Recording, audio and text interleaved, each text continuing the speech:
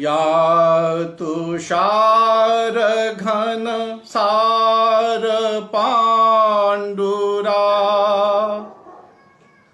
या तुषार घन सार पांडुरा, शुभ्रवस्त्र परिधान भासुरा, कच्छपि क्वणितमग्न मनसा,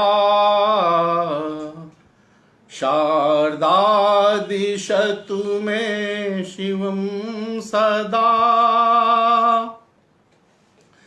कवीन्द्रपक्षानधिरुह्य नित्यं, या विस्फुरत्यस्खलितप्रचारा, सा शेषवृन्दारकवृन्दवन्द्या, सरस्वती यच्छतु वाञ्छितं नः, सरस्वती यच्छतु वाञ्छितं नः। शारदा शारदाम्भो वदना वदनाम्बुजे, सर्वदा सर्वदास्माकं सन्निधिं सन्निधिं क्रियात्। माँ सरस्वती की इस स्तुति के पश्चात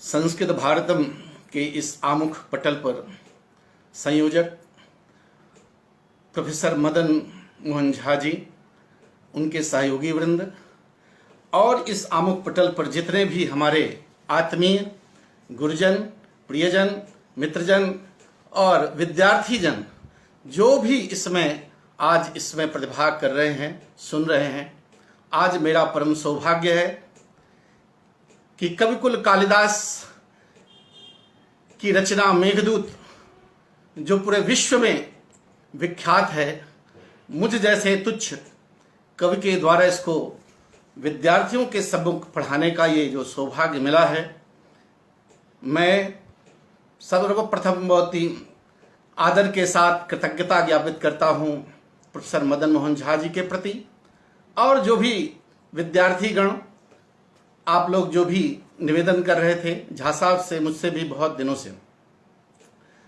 बंधुओं, कविकुल कालिदास की रचना का पारायण करना, उसे पढ़ाना किसी भी व्यक्ति के लिए एक उपहास ही होगा। उन्हीं की वाणी में अगर मैं कहूँ, मंदः कवियशः प्रार्थीम गमिष्याम उपहास्यताम, प्रांशुलभ्ये फले लोभाद उद्बाहुरु वामनः। तो मेरी स्थिति उसी प्रकार है। मुझ जैसा अद्दा कवि, एक शिक्षक, हम लोग कक्षा में पढ़ा लेते हैं। कक्षा में पढ़ाने की एक प्रक्रिया अलग होती है। विद्यार्थी सम्मुख होते हैं, उनसे जैसे भाव आते हैं उस प्रकार के भाव को प्रकट करने का वहाँ पे अवसर मिलता है। लेकिन दुर्भाग्य से इस कोरोना संक्रमण के कारण हमारे विद्यार्थियों को जो नुकसान हुआ है विगत वर्ष से, उस सब के लिए हम दैव संयोग कहेंगे, दुर्भाग्य है। और विद्यार्थीगण हम बार बार कृतज्ञता ज्ञापित करते हैं इस पटल पर संस्कृतम भारतम मदन मोहन झा जी के प्रति, जो विगत वर्ष से इन्होंने विद्यार्थियों के हित को ध्यान में रखते हुए अनेक प्रकार के ग्रंथों का, दर्शन का, व्याकरण का, काव्यशास्त्र का, काव्य का अहर्निश इन्होंने उसका जो है पारायण कराया, उसको पाठ कराया। आज विद्यार्थीगण अपने घर बैठे यूट्यूब पर किसी भी विषय को लेकर के अपने पाठ्यक्रम की पूर्ति कर सकते हैं। मैं बड़े आदर के साथ डॉक्टर निरंजन मिश्र जी को प्रणाम निवेदित करता हूं, जिन्होंने विगत उस पूरी गर्मी में काव्य प्रकाश, ध्वन्यालोक, रसगंगाधर शुकनाशोपदेश जैसे ग्रंथों का पाठ किया और संस्कृत के अन्य वैयाकरणों ने, दार्शनिकों ने, विद्वानों ने अपने अपने विषय का यहाँ पर परिवर्तन किया। बंधुओं, मेघदूत भी एक है तो छोटी रचना, लेकिन कालिदास की कृतियों में बड़ी महत्वपूर्ण है और इसे प्रायः हर विश्वविद्यालय में पढ़ाए जाने की परंपरा है। मैं जब बीए द्वितीय वर्ष में इलाहाबाद विश्वविद्यालय में पढ़ता था तो उस समय इसका जो द्वितीय भाग है उत्तर में, यह हमारे पाठ्यक्रम में था। और मैं आज इस अवसर पर स्मरण करना चाहूँगा गुरुनाम गुरु अपने गुरुवर प्रोफेसर अभिराज राजेंद्र मिश्र जी और उनके भी गुरु प्रोफेसर लक्ष्मीकांत दीक्षित जी, जो मैं सौभाग्यशाली हूँ कि उनका अंतिम विद्यार्थी हूँ। और इलाहाबाद विश्वविद्यालय में पंडित लक्ष्मीकांत दीक्षित की जो प्रतिष्ठा रही है वो इस रूप में रही है कि वो चाहे विज्ञान शाकुंतलम पढ़ाते रहे हों, चाहे मेघदूत पढ़ाते रहे हों, चाहे छंद पढ़ाते रहे हों, उनकी शैली ऐसी थी कि वो पहले स्लोहर पद्य का वो सस्वर उसका गायन करते थे और उसके पश्चात उसका अर्थ, उसकी व्याख्या बताते थे। तो मित्रों, मैं सौभाग्यशाली हूँ कि मैं एक अंतिम विद्यार्थी के रूप में पंडित लक्ष्मीकांत दीक्षित का विद्यार्थी रहा, उनसे छंद पढ़ने का सौभाग्य मिला। और मेरी आदत ऐसी थी कि जब कक्षा खाली होती थी तो जिन गुरुजनों का क्लास चलता था, चाहे मेघदूत हो चाहे विज्ञान शाकुंतलम हो, उसको मैं अटेंड किया करता था। पंडित चंद्रिका प्रसाद शुक्ल जी मेघदूत पढ़ाते थे, उस समय उनकी कक्षा में भीड़ लगी रहती थी। हमारे गुरुवर प्रोफेसर अभिराज राजेंद्र मिश्र जी की कक्षा का तो कहना ही क्या, हम लोग आज उनके प्रति कृतज्ञता ज्ञापित करते हैं। गुरु ब्रह्मा गुरुर्विष्णु गुरुर्देव महेश्वर गुरु साक्षात परब्रह्म तस्मै श्री गुरुवे नमः। उन गुरुजनों को मैं अपनी प्रामांजन निवेदित करते हुए आज इस आमुख पटल पर मेघदूत जो कुछ हम लोगों ने सीखा है, जो पढ़ाते हैं, आज उसी का मैं यहाँ पे पारायण करना चाहूँगा। और बंधुओं, एक बात मैं शुरू करने के पहले, आज चूंकि प्रथम दिवस है इसलिए मैं निवेदन करना चाहूँगा। मैं भी एक विद्यार्थी हूँ और संस्कृत वाङ्मय, संस्कृत साहित्य इतना विपुल है, इतना व्यापक है कि उसके प्रवेश में भी हम लोग समर्थ नहीं हो सकते हैं।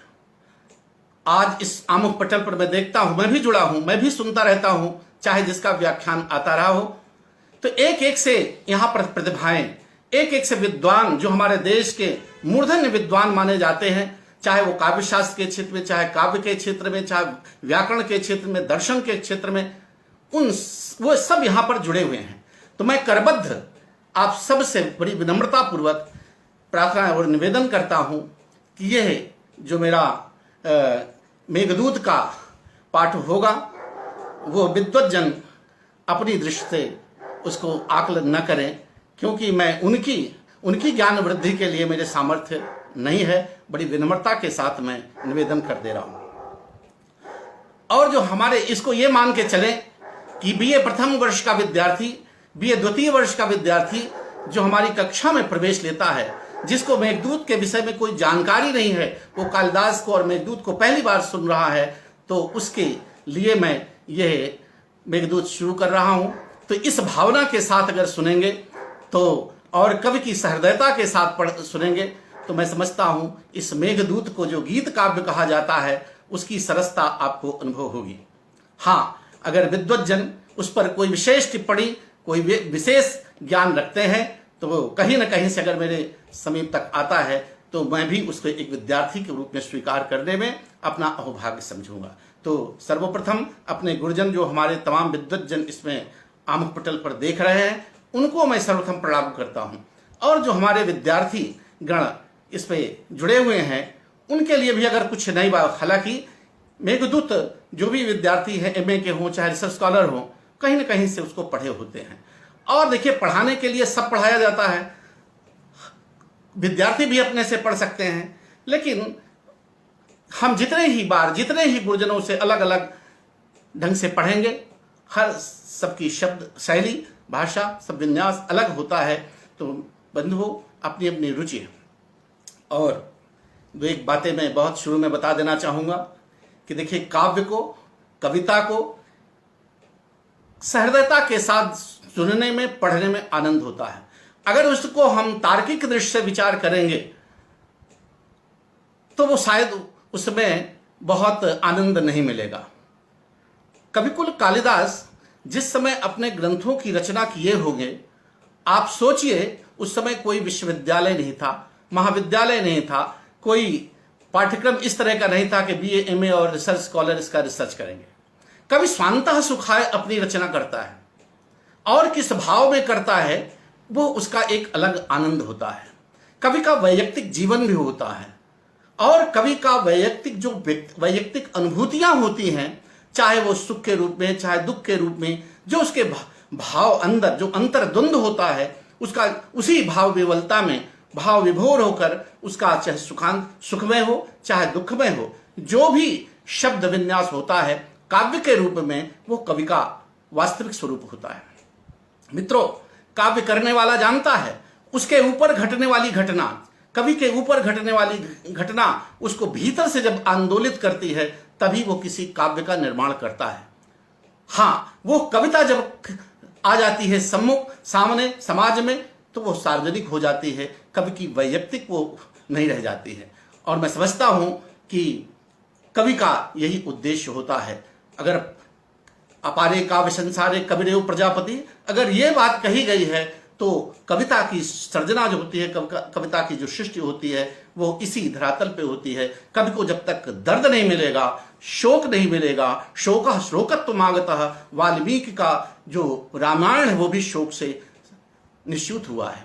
तो मित्रों, कालिदास के अगर व्यक्तिगत जीवनी को देखा जाए, यहाँ पर मैं जीवनी नहीं बताना चाहता हूँ, बहुत से विद्वानों ने कविकुल कालिदास की जीवनी को भी बताया है और उनके जीवन में अनेक ऐसी घटनाएं हैं, चाहे वो पत्नी परक हो, पत्नी की फटकार हो, उसके कारण वो कविकुल हो गए, या उनके व्यक्तिगत जीवन में कोई ऐसी प्रेम पिपासा भी रही हो जिसके कारण उन्होंने अपने दर्द को मेघदूत जैसे काव्य में व्यक्त किया हो और वो सार्वजनिक होकर के आज पूरे विश्व पटल पर वो, हाँ, उनके काव्य में जो मनोविज्ञान है, जो भावनाएं हैं, वो कालिदास के मन में भी हो सकती है, हमारे भी मन में हो सकती है और आप जितने दर्शक श्रोता बंधु हैं उनके भी मन में हो सकती है।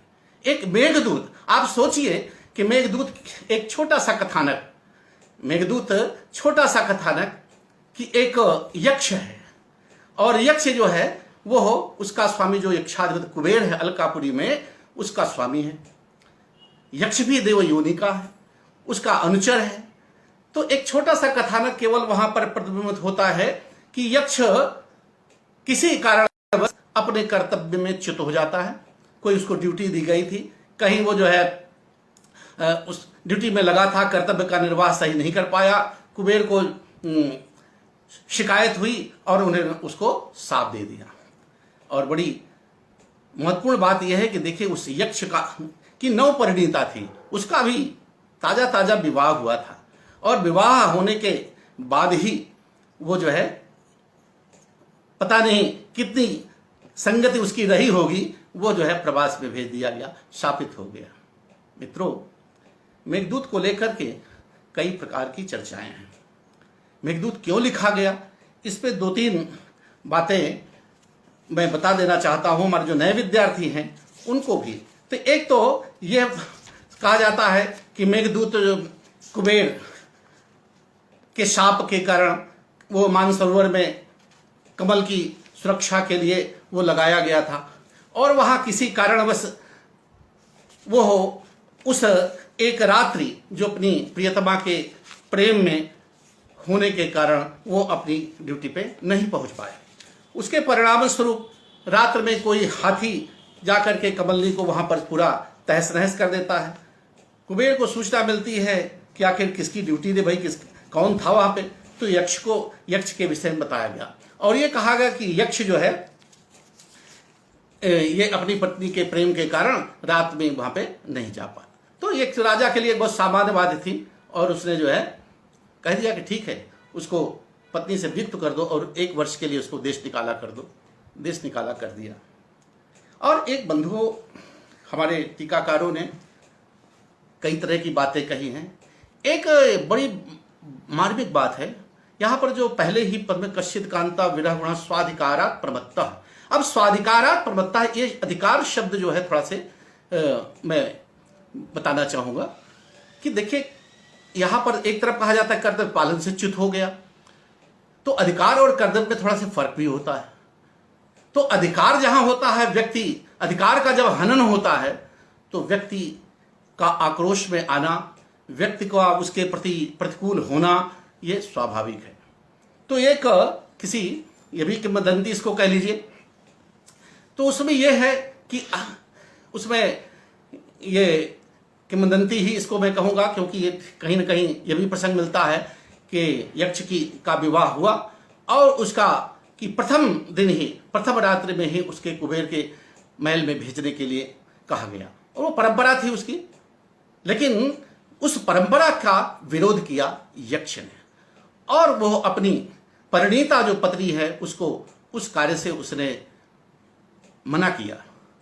ये भी अधिकार, यहाँ पर अधिकार है पत्नी के प्रति, कवि का यहाँ पर यक्ष का अधिकार है। यहाँ पर कर्तव्य वहां था, मानसरोवर में था, लेकिन यहां पर उसका अधिकार बोल रहा है कि मेरे रहते हुए, एक पति के रहते हुए मेरी पत्नी पराये व्यक्ति के साथ कैसे जा सकती है।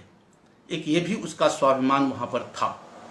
तो मित्रों, अगर इसको भी हम मान लें तो यह बात यहां पर बड़ी सटीक होती है कि भाई स्वाभाविक राजा था, राजाज्ञा को तो कोई टाल नहीं सकता है, और राजाज्ञा के कारण वो जो इसको देश निकाला दिया, प्रवास कर दिया कि जाओ इसको बाहर करो यहां से। तो मित्रों, उस अलकापुरी से उसको प्रवास दिया गया। एक ये भी कथा मिलती है, और एक बहुत ही जो प्रचलित मान्य भी है, हम लोग भी स्वीकार करते हैं कि कालिदास प्रारंभ में बहुत बुद्धिमान नहीं थे, मूर्ख कहे जाते थे। उनकी पत्नी विद्योत्मा बड़ी विदुषी थी, और किसी बात को लेकर के उन्होंने कहा, उष्ट में उनको जो है उच्चारण में ही निकाल दिया, कहा कि तुम शुद्ध उच्चारण नहीं करते हो, जाओ, मेरे पति होने के योग्य नहीं हो, और जब तक तुम योग्यता नहीं हासिल करते हो, जब तक बुद्धिमान तुम ज्ञान नहीं प्राप्त करते हो, तब तक मेरे पास नहीं आओगे। तुलसी को भी रत्नावली ने कहीं फटकारा तो वो भी बात लग गई। पत्नी की बात लगती भी बहुत है बंधुओं। पत्नी अगर कुछ दिल से कह दे तो चाहे वो कत्ल ही करना ना पड़े तो आदमी कत्ल कर देता है। इसे आज के भी समाज में देखने को मिलता है। तो मित्रों, तो पत्नी की बात लग गई, तुलसी को भी लगी थी, कालिदास को भी लगी, और कालिदास ने जो काली की उपासना की, उज्जैन में आज जहां पर आप जाइए तो काली की, जहां पर कालिदास ने तपस्या की थी, वहां पर काली का उनको साक्षात्कार हुआ। और उसके बाद जब उनको बुद्धि का प्रकाश हुआ तो जब वो वापस जाते हैं अपनी पत्नी को, और बंद दरवाजे को जब खटखटाते हैं तो अंदर से आवाज आती है, अस्ति कश्चित् वाग विशेषः, अस्ति कश्चित् वाग विशेषः। ये 3 यहां पर पदों को लिया कालिदास ने, और वो पत्नी की लगी हुई बात उन्होंने अस्ति शब्द से अस्तत, ये कुमार संभवम की रचना किया। ये जो सब लोग जानते हैं इस प्रसंग को, विद्यार्थीगण जो नए हैं मैं उनके लिए बता रहा हूं। अस्तित्व, ये कुमार संभवम की रचना, उसका प्रथम श्लोक यहीं से प्रारंभ होता है। कश्चित कांता विरह गुरुणा अस्ति कश्चित, कश्चित से यहाँ पे मेघदूत की रचना उन्होंने किया। और तीसरा जो पद था वागर्थाव्यु संप्रत्तौ वागर्थ प्रतिपत्तये जगतः पितरौ वंदे पार्वती परमेश्वर। तो इसको लेकर, वाक शब्द को लेकर के उन्होंने पूरे रघुवंश महाकाव्य की रचना की। तो अस्ति कश्चित वाग विशेषः, इसमें से जो कश्चित को लिया, यही कश्चित इसका मूल आधार है। यह प्रायः सर्वमत मत है कि इसके पीछे कालिदास की रचना जो मेघदूत हुई, ये प्रारंभ में जो हमारा पद मिलेगा उस पर है। मेघदूत मित्रों, ये तो मेघदूत का प्रसंग है, और ये 3 प्रसंग मैंने बताए जो हमको पढ़ने को मिलता है। हम लोग भी कहीं कालिदास के समय के तो नहीं है, हाँ, किताबों में जो अपने गुरुजनों से सुनने को, पढ़ने को मिलता है, उसी को हम लोग आज उस रूप में जानते हैं। अब मेघदूत में दूसरी थोड़ा से जो मेघदूत को लेकर के चर्चाएं हैं, उस पर भी थोड़ा मैं प्रकाश डालना चाहूंगा। अब यक्ष कुबेर की नगरी अलकापुरी को छोड़ करके वो 1 वर्ष के लिए बाहर जाता है। अब बाहर गया तो कहाँ गया? रामगिरी पर्वत पर गया। मल्लिनाथ जी की टीका में उस रामगिरी को चित्रकूट पर्वत माना गया है। अभी जो इस पे तीन मत आ रहे हैं, तो मल्लिनाथ जी की टीका अगर पढ़ेंगे तो उसमें चित्रकूट को बताया गया है। और दूसरी योजना जो आज कविकुल कालिदास विश्वविद्यालय जिस पहाड़ी पर बना है, जहां हम लोगों को भी जाने का सौभाग्य मिला है, वहां की उपत्यकाओं को, वहां के सरोवर को, वहां की जो प्राकृतिक छटा है उसको भी देखने का अवसर मिला है। तो बंधुओं, चित्रकूट को भी देखा और रामगिरी नागपुर को भी देखा। तो रामगिरी का और चित्रकूट का अपना अलग अलग सौंदर्य है। चित्रकूट भी उतना ही अच्छा है, रामगिरी नागपुर का भी उतना ही अच्छा है। और एक रामगढ़ भी है जिसको 36 बहुत विद्वानों ने तो कहा कि असली यही है, वो छत्तीसगढ़ में अमरकंटक के पास पड़ता है। अब इस दुर्भाग्य से मैंने उस स्थल को नहीं देखा, लेकिन हमारे गुरुजन उज्जैन में जो कालिदास संगोष्ठी होती रही, कालिदास पर जो चर्चाएं तमाम हुई, प्रतिवर्ष होता है और 50 वर्ष से होता चला आ रहा है, वहां पे जो निष्कर्ष निकाला हमारे गुरुजन प्रोफेसर राजेंद्र मिश्र, प्रोफेसर रमाकांत शुक्ल जी, प्रोफेसर भास्कर त्रिपाठी जी, राधा वल्लभ त्रिपाठी जी, तमाम विद्वानों ने, तमाम उसमें एक जो विद्वानों का एक जो जमगढ़ होता था वहां पर, उसमें कालिदास के स्थान को लेकर के जो चर्चाएं हुई थी, उसमें रामगढ़ को जो अमरकंटक के पास छत्तीसगढ़ में पड़ता है उसको स्वीकार किया गया। दुर्भाग्य से मैंने नहीं देखा, इसलिए मैं उसका वर्णन नहीं कर सकता हूं, लेकिन रामगिरी को मैंने नागपुर देखा, चित्रकूट को देखा, और वास्तव में वहां पर खड़े होने पर लगता है कि यक्ष वास्तव में इस पहाड़ी पे रहा हुआ। आज भी वहां पर मेघ वैसे ही दिखाई देते हैं, वहां की स्निग्ध छाया जो है वो भी वहां पर उस तरह के दिखाई देती है। तो मित्रों, बीच बीच में जो प्रसंग आएंगे मैं बताऊंगा,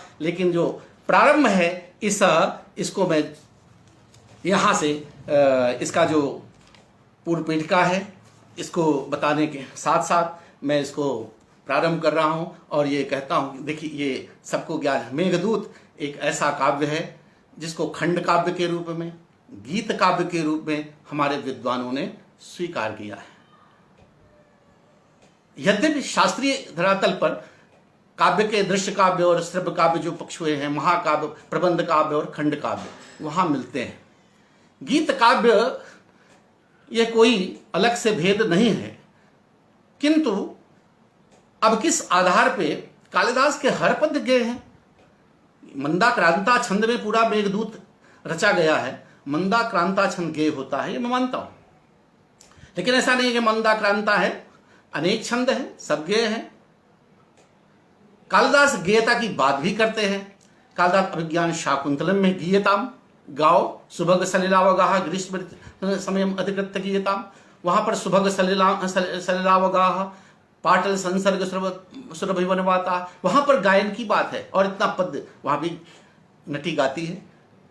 तो कालिदास को गायन प्रिय था, इसलिए वो मेघदूत में उत्संगेवा मलिनमस्य सौम्य निक्षिप्य वीणाम मदगोतांकम विरचित पदम गेय मुदगात काम, वहां भी वो वर्णन करते हैं।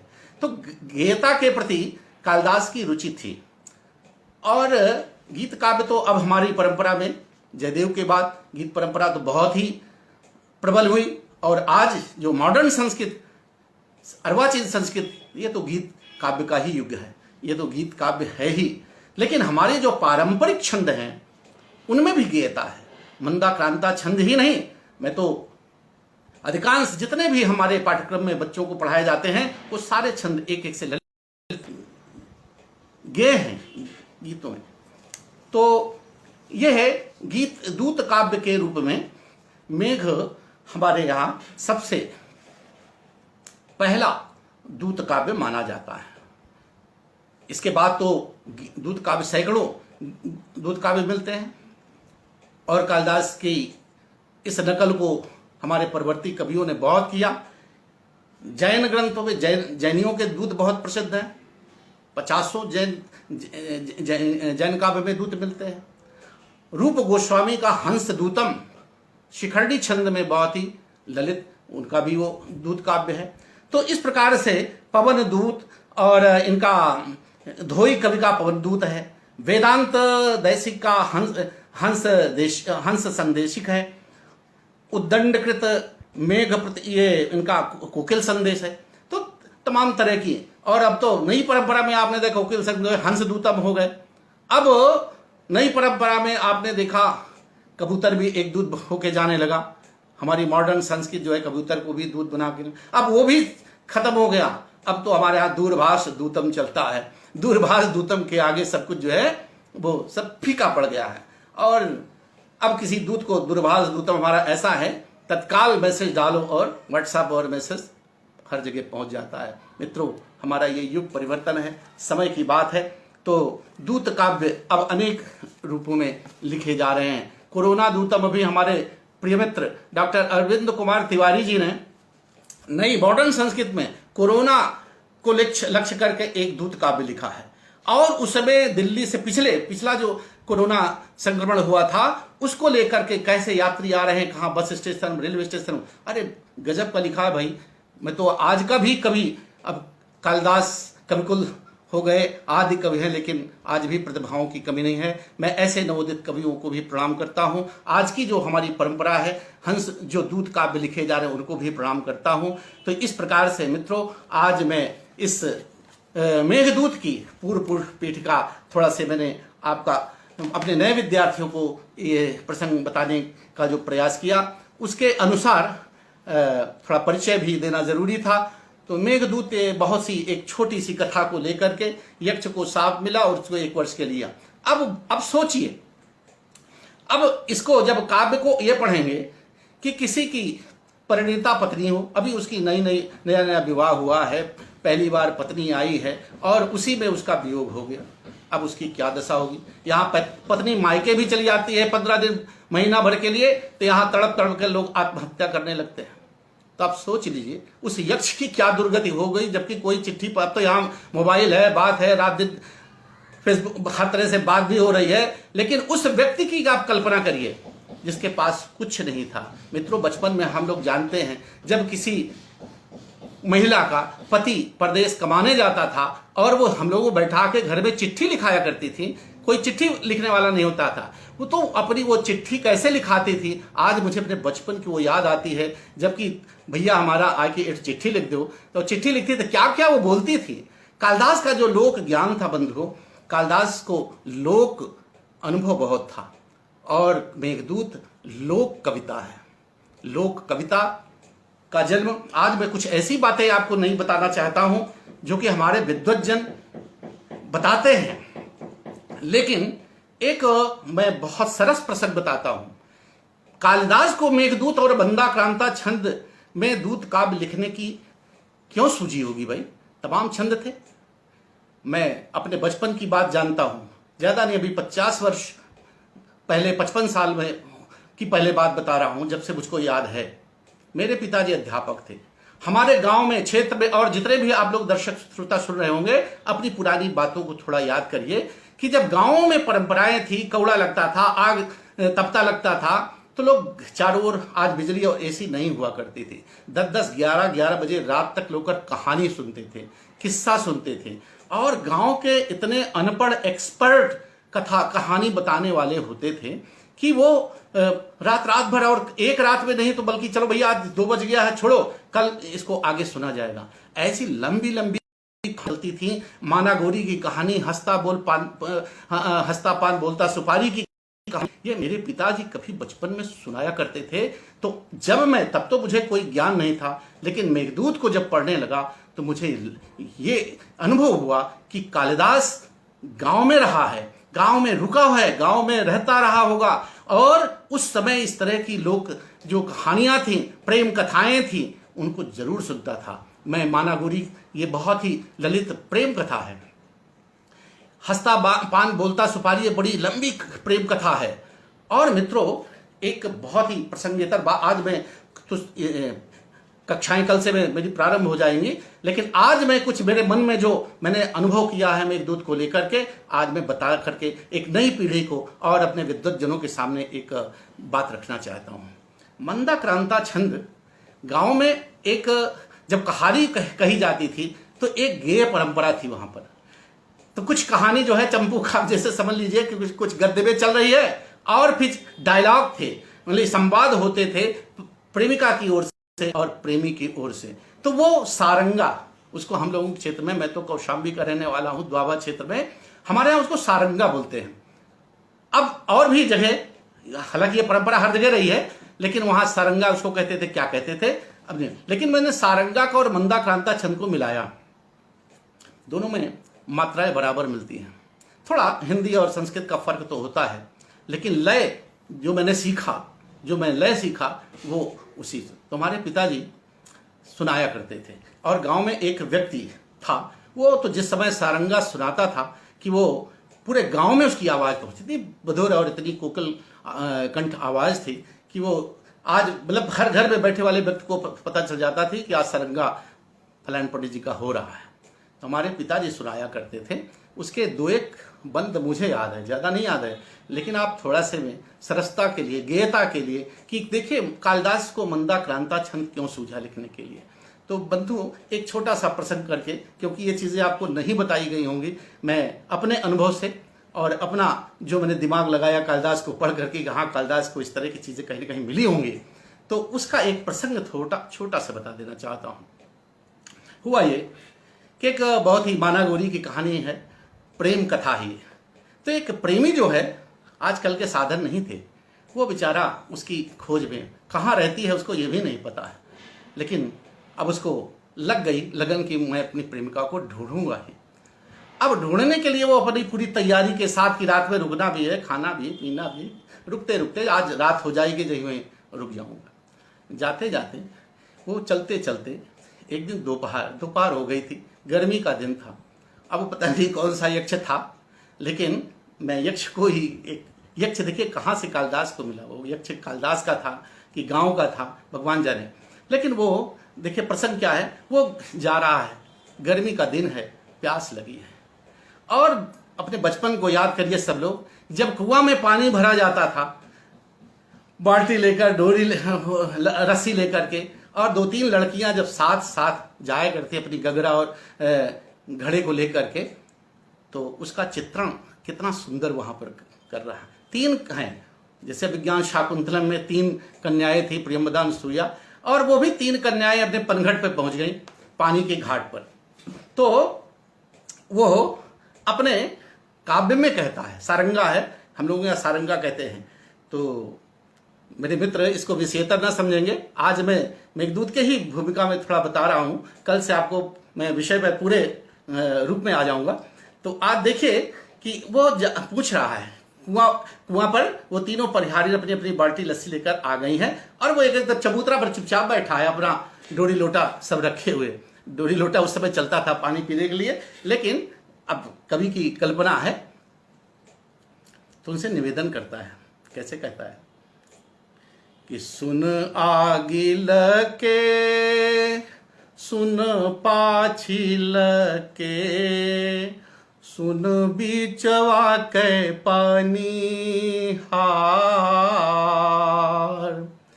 सुन आगिल के, सुन पाछिल के, सुन बीचवा के पानी हार।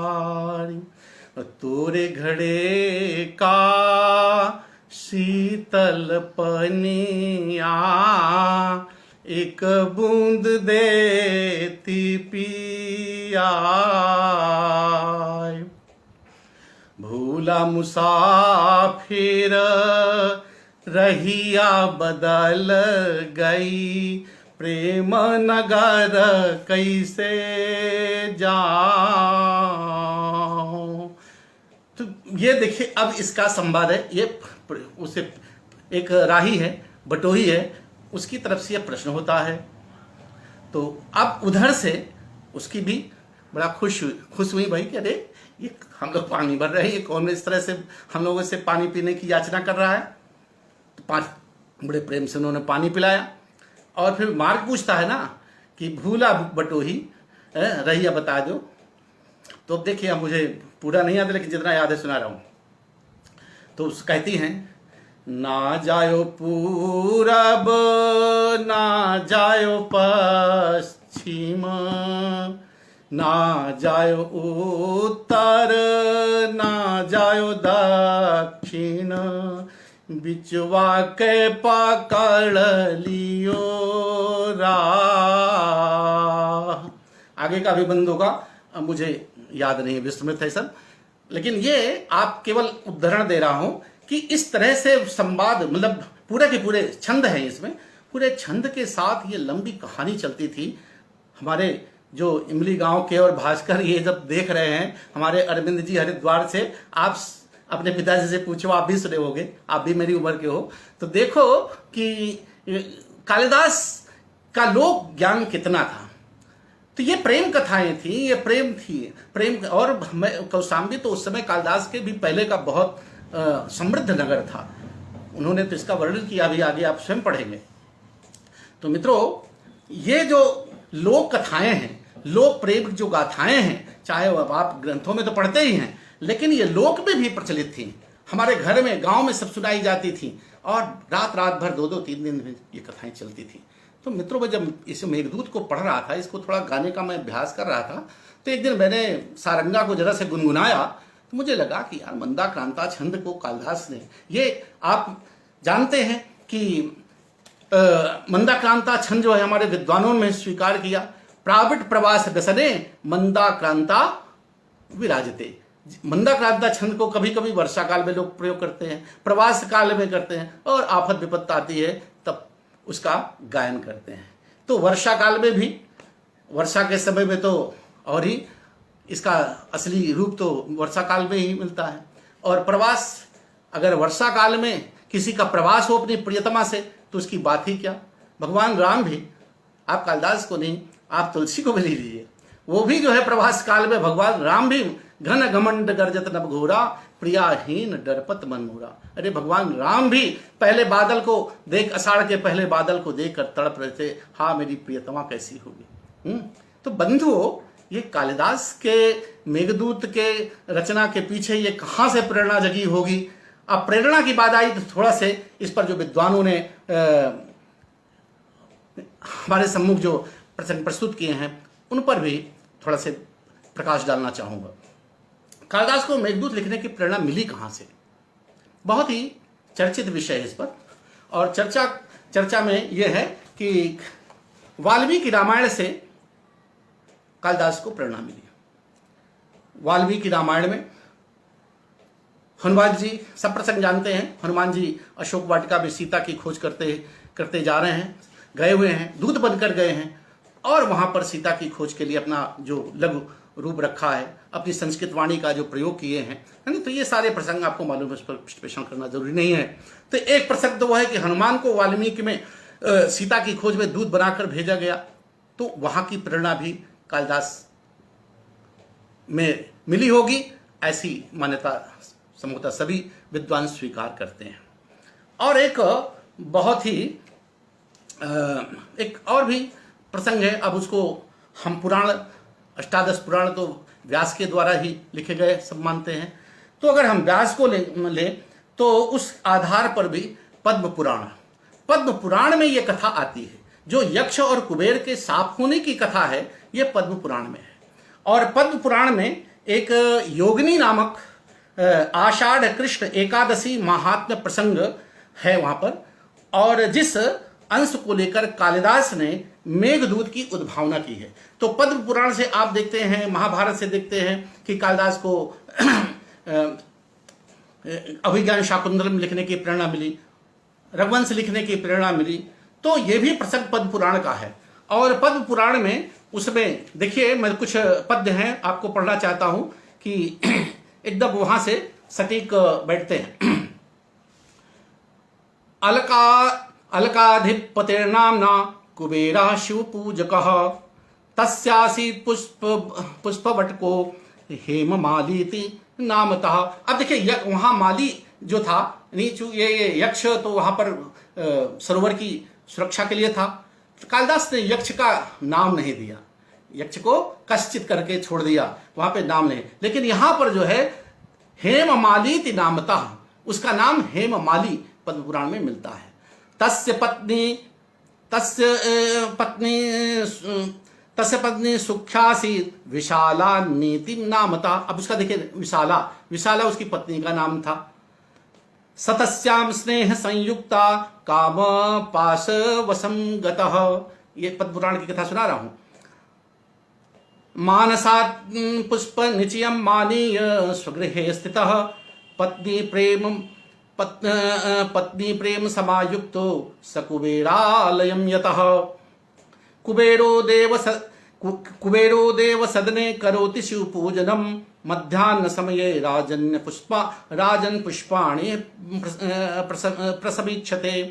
हेममाली स्वभवने रमते कांतया सह यक्षराट प्रत्युवाचाथ कालातिक्रम क्रोपितः। कस्मान्नायाति भो यक्षा हेममाली दुरात्मवान निश्चयः क्रियतामस्य प्रत्युवाच पुनः पुनः। ये वहां पर यक्ष की पत्नी को विशाला नाम मिलता है, हेममाली मिलता है, और वो पूजा के लिए वहां पर देखिए एक प्रसंग ये है कि कुबेर पूजा के लिए बैठे हुए थे और उनको पुष्प लाने की, वो पुष्प ला करके प्रतिदिन देता था, तो पुष्प लाने में विलंब हो गया। तो उन्होंने पूछा कौन है, तो हाँ यक्ष है। और ये पता कि क्यों नहीं लाया, तो कहा रे उसको अपनी रमणी अपनी प्रियतमा के प्रणय जाल में फंसा इसलिए नहीं आया। उस बात को लेकर के उन्होंने शाप दे दिया। तो ये पद्म पुराण में भी इस पर ये कथा मिलती है, यक्ष और इसके शाप के। तो यक्ष ने भी अपना कहता है वनिता काम को गेहे रमते स्वेच्छया नृप तेषां वाक्यं समाकर्ण्य कुबेरः कोपपूरितः आह्वयामास तं तूर्णं बटुकं हेममालिनं ज्ञात्वा कालात्ययं सोऽपि भयव्याकुललोचनः आजगाम नमस्कृत्य कुबेरस्याग्रता स्थितः तं दृष्ट्वा धनदः क्रुद्धः कोपसंरक्तलोचनः प्रत्युवाच रुषाविष्टः कोपाद् विस्फुरिताधरः। क्रोध में आ गए। तो ये प्रसंग है। अब आपको मैं सिर्फ इसका यही बताना चाहता हूं कि ये पद्म पुराण में भी इस प्रकार का प्रसंग मिलता है जिसमें से कालिदास प्रभावित हो सकते हैं। तो मित्रों, मेघदूत लिखने की प्रेरणा कालिदास को पद्म पुराण से मिली कि अपनी स्वतः किसी व्यक्तिगत वेदना से प्रभावित होकर उन्होंने इस दूत काव्य को लिखा। यह बातें कुछ मेघदूत से संबंधित जो मेरे मन में थी उसको अपने विद्यार्थियों आप सबके सम्मुख प्रस्तुत करने का मैं आज प्रयास किया। अब मैं थोड़ा से आज शुरुआत मेघदूत की आज हो जानी चाहिए क्योंकि आज पहला दिन है, तो श्री गणेश तो होना ही चाहिए। अब देखिए मेघदूतम, मेघदूत यहां पर दो शब्द हमारे सामने हैं, मेघ और दूत। तो मेघ और दूत को एक भी मान सकते हैं, मेघ एवं दूतम, मेघ एवं दूत और मेघदूत। तो यहां पर विद्वानों ने कहा दूतम, दूतम कहते दूतः संदेश हरः। दूत किसको कहते हैं? दूत जब कोई संदेश लेके जाता है किसी प्रेमी या प्रेमिका या किसी राजा के पास तो उसको दूत कहते हैं। संदेश हरा यानी संदेश को ले जाने वाला दूत कहलाता है। ये दुगतौ अक्ता दुतानिभ्याम दीर्घश्च इति सूत्रेण। तो मित्रों, मैं देखिए बहुत हल्के शब्दों में आपको केवल स्पष्ट हो जाए शब्द यही बताऊंगा। व्याकरण की दृष्टि से बहुत मैं गंभीर इसको नहीं करना चाहता हूं क्योंकि काव्य है, इसमें सरसता बनी रहनी चाहिए। अगर व्याकरण के उन्मुख हुए तब फिर थोड़ा नीरस भी होने लगेगा। इसलिए वो जितना आवश्यक है विद्यार्थियों के लिए अपेक्षित है उसको मैं ध्यान करके चल रहा हूं। तो अगर हम इसको व्याख्या करें तो कहेंगे कि मेघ दूत है जिस काव्य में मेघः दूतः यस्मिन् तत् काव्यम मेघदूतम। अगर इसकी हम इस प्रकार से कहें मेघः दूतः, मेघ है दूत यस्मिन् जिसमें, अर्थात जिस यस्मिन् काव्य, जिस काव्य में तत्काव्यम वो काव्य मेघदूत काव्य कहलाता है। तो मेघ है दूत जिसमें वो काव्य मेघदूत काव्य है। अब ये जो है एक इस तरह से हम कहते हैं। अगर हम दूत दूकर मेघ को अलग करें और दूत को अलग करें तो मेघस चासौ दूत अगर करेंगे तो मेघ दूता ये भी होगा, मेघदूत अलग अलग भी होंगे। तो इस प्रकार से हमारे विद्वानों ने इस पर तमाम तरह की व्याख्या की है, आप उसको अपने पुस्तक में भी पढ़ सकते हैं। तो एक जब कुल मिला के अगर हम मेघदूत मेघदूत एक शब्द अगर हम मानेंगे तो कहते हैं कि इसमें न क्ष प्रत्यय करिए, न अण का प्रयोग करिए, और मेघदूत को सीधे सीधे नपुंसक में मेघदूतम कर दीजिए। और मेघदूतम जब कर देंगे तो अब सीधे सीधे से मेघदूतम अधिकृत्य कृतं काव्यम इति मेघदूतम, मेघदूतम अधिकृत्य कृतं काव्यम इति मेघदूतम। अब मेघदूत, अब यह सीधे सीधे जो है बात आपको जाननी चाहिए कि मेघदूतम अधिकृत्य कृतं काव्यम इति मेघदूतम, यही मेघदूत है। अब मेघ तो दूत है ही है इसमें। अब दूसरी बात मेघदूत में सबसे पहले होनी चाहिए कि कालिदास ने हर जगह मंगलाचरण किया, नांदी पाठ किया। यहाँ पर कहाँ से वो भाई मंगलाचरण कहाँ करते हैं? तो इसके लिए भी बड़ी विद्वानों में उठा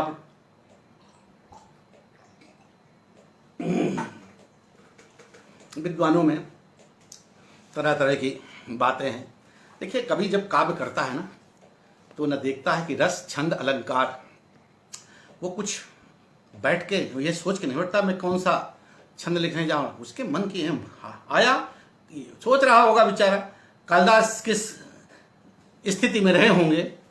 तो हमारे आचार्यों ने, हमारे कवियों ने जब अपनी भी बात कहना होता है तो अपनी बात अपने से नहीं कहते हैं, वो कहते हैं कश्चित। काव्यप्रकाश साहित्य दर्पणकार विश्वनाथ भी जब मम्मट का खंडन करते हैं तो सब जानते हैं, लेकिन वो नाम नहीं लेते हैं। तो विद्वान हो तो भाई ठीक है, अपनी बात कहना है तो किसी को, अरे भाई कोई कह रहा था, हमको भी हम जान रहे हैं कि कोई कह रहा था, लेकिन जिससे कह रहे हैं उसी ने कहा है, उसी के सामने हम कह रहे हैं अरे भाई कोई कह रहा था फलाने ऐसे ऐसे, तो वो भी जान लेता है कि यार कहे तो हम ही हैं, इनसे बातचीत हमसे हो रही थी तो ये तो हमारी बात कह रहे हैं। तो कहने का तरीका होता है। तो कालिदास देखिए बड़े विनम्र कवि हैं, अपनी भी बात को भी कहना चाह रहे होंगे कि मेरी प्रियतमा रूठ गई और मुझको इतना बड़ा वियोग मिल गया, चाहे वो विद्युतमा रही हो, चाहे वो विक्रमादित्य के दरबार की कोई और भी प्रेषी रही हो। इस पर बहुत सी चर्चाएं बंधुओं, विद्वान लोग सब बहुत पढ़ते हैं, जानते हैं। तो कालिदास के व्यक्तिगत जीवन में अगर विद्युतमा से विछोह हो गया तो आप सोचिए, तुलसी को रत्नावली से भी हुआ तो उनको कितना विछोह हुआ होगा। विद्युतमा से ही विछोह हो गया तो आखिर वो पीड़ा तो है ना। भले वो काली काली की पूजा कर रहे हो, तपस्या कर रहे हो, लेकिन पीड़ा तो बनी ही नहीं थी ना। पत्नी की तड़प तो थी उनके भीतर, तो विद्युतमा को लेकर के भी उनके भीतर वो तड़प हो सकती है। तो फिलहाल यहाँ पे मंगलाचरण के रूप में भी यहाँ पर थोड़ा से मैं इसको एक बार पारायण करूं। मेघदूत, मेघदूत को गेय काव्य कहते हैं।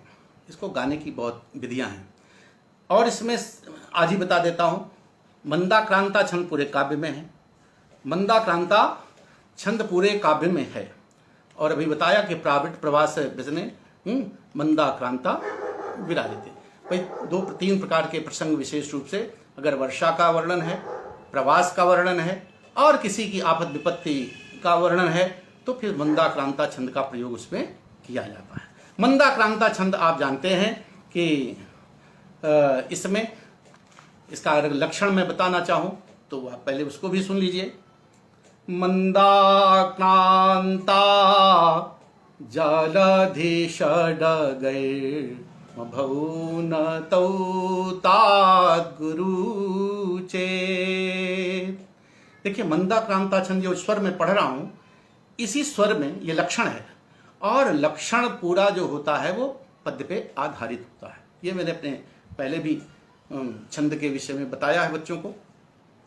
तो मंदाक्रांता और छंद के विषय में आप जानिए, प्रत्येक छंद का जो नामकरण है उसके पीछे कोई न कोई भावना जरूर होती है।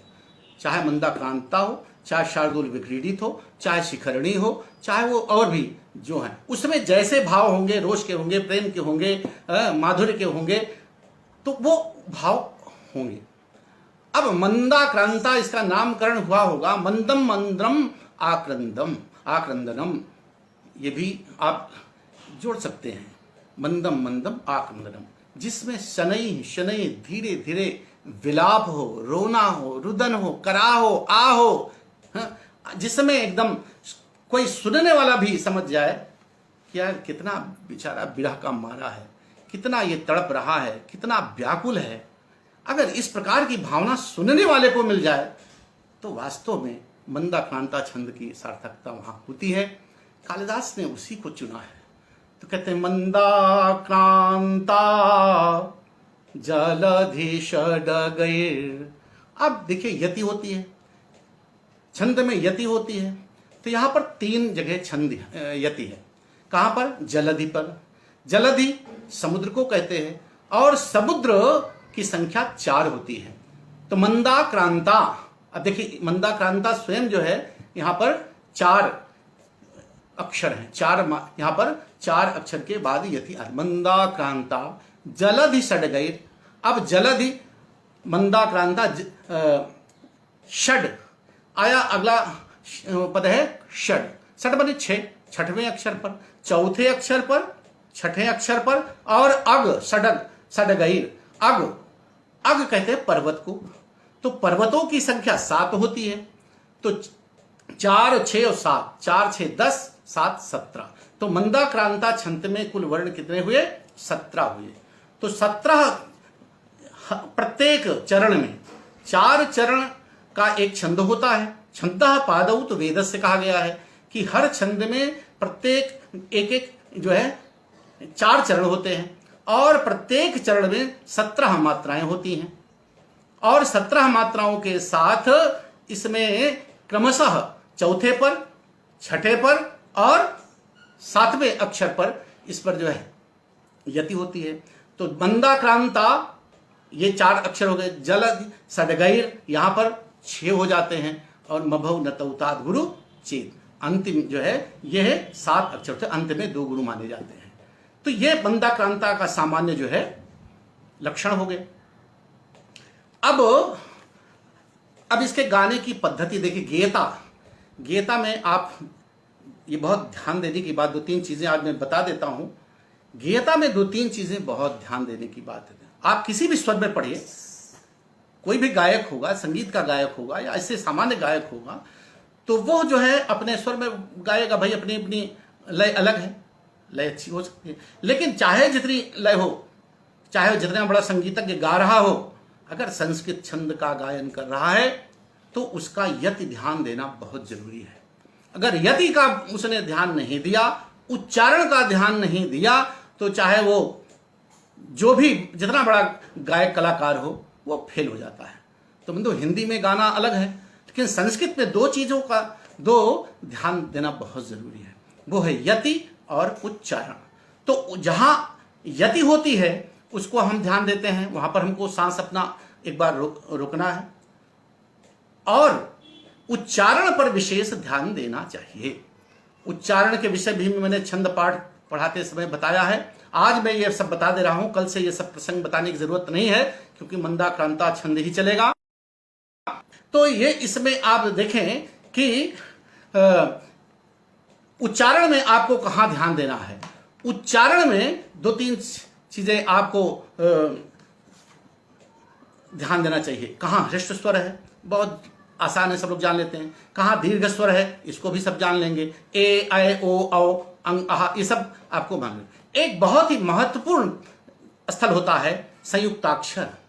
इसको सब लोग ध्यान से सुनना चाहिए और अभ्यास करने। संयुक्ताक्षर आप जानते हैं जहां 2 व्यंजन मिले होते हैं, प्रा है, क्ष है, त्रा है, या है, और भी जो भी डबल कंसोनेंट, जहां पर 2 व्यंजन मिले होंगे तो वो उसका जो पूर्ववर्ती वर्ण होगा वो लघु है तो वो गुरु वर्ण माना जाएगा। वो हम जब उच्चारण करेंगे वागर्था विव संप्रतौ, प्री पर हमारा जोर होता है, बल देते हैं। प्रतौ, प्री हमारा दीर्घ है, तौ इसलिए कि यह संयुक्ताक्षर। वागर्था विव संप्रतौ वागर्थ प्रतिपत्तये, वागर्थ। अब था को है, यही हिंदी वाले इसको कभी कभी गलत मान लेते हैं, कहते हैं आप हम कहते हैं ओतप्रोत, तो हिंदी वाला कहता आप अशुद्ध उच्चारण कर रहे हो।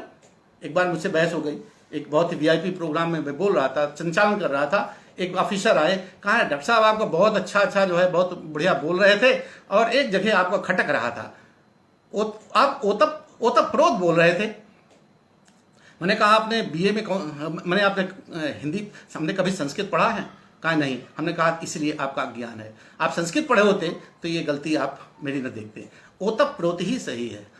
हमारे गुरुजी पंडित लक्ष्मीकांत दीक्षित जी जब पढ़ाते थे, मैं उनका शिष्य हूं, तो उस समय मैं उतना शुद्ध नहीं बोल सकता हूं, मेरी आदत नहीं है, लेकिन वो अभ्यास थे। वो क्लास में अगर अटेंडेंस लेते थे, आते थे राजेंद्र प्रसाद, राजेंद्र प्रसाद ऐसे बोलते थे। उनका उच्चारण इस तरह का था, हम लोग तो बोल ही नहीं सकते हैं। और मित्रों, तो इसलिए उच्चारण जहां पर संयुक्ताक्षर है उसका जो पूर्ववर्ती वर्ण होगा वो जो है वो दीर्घ होगा, और उसको अगर आपने साध लिया तो फिर आपके लिए कुछ कठिन नहीं होगा पढ़ना। तो मित्रों, अब आज मैं इसका पारण करता हूं प्रथम छंद का। इसकी व्याख्या कल भी हो सकती है, लेकिन टाइम देख लेता हूं। हमारे झा साहब आज इसका मैं एक पारण मंगलाचरण समझिए, मंगलाचरण करके आपको फिर मुक्त करूंगा। आप सुन लीजिए। कश्चित् कान्ता वीराः गुरुणा स्वाधिकारात् प्रमत्तः। कश्चित् कान्ता वीराः गुरुणा स्वाधिकारात् प्रमत्तः। शापेनास्तं गामितमहिमा वर्षभोग्येन भर्तुः। याक्षाश्चक्रे जानकतनया स्नानपुण्योदकेषु। स्निग्धच्छाया तारुषु वसतिं रामगिर्याश्रमेषु। स्निग्धच्छाया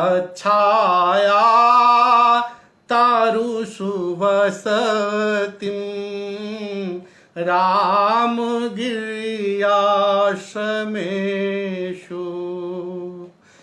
तो ये पहला छंद है। इसमें अब जो है इसको हम चाहे मंगलाचरण समझ लें, चाहे इसको कालिदास की भावना समझें। और रामगिर्याश्रमेषु इसने कह देते हैं, कहते हैं रामगिर जनक तनया।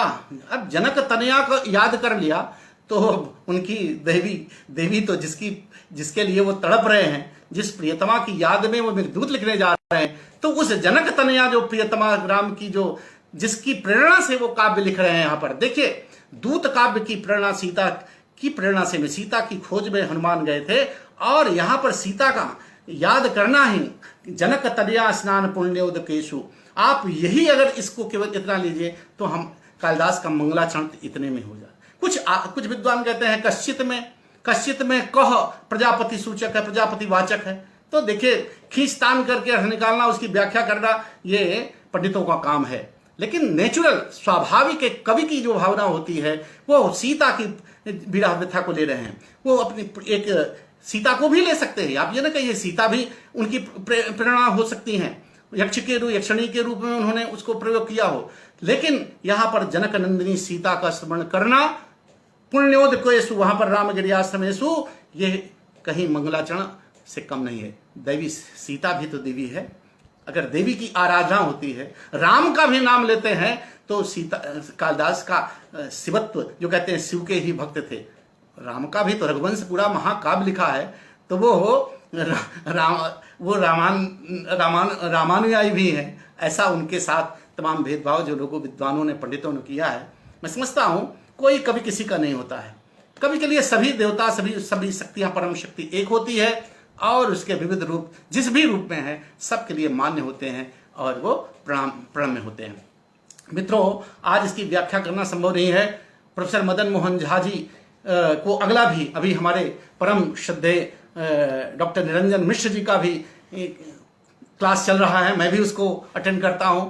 तो मित्रों, 1 घंटा का समय मैंने लिया है और 1 घंटे का समय मैं आपको प्रयास करूंगा कि आपको यही सरसता बनी रहेगी। मैं प्रोफेसर मदन मोहन झा जी, मैं आपको बहुत बहुत प्रणाम करता हूं।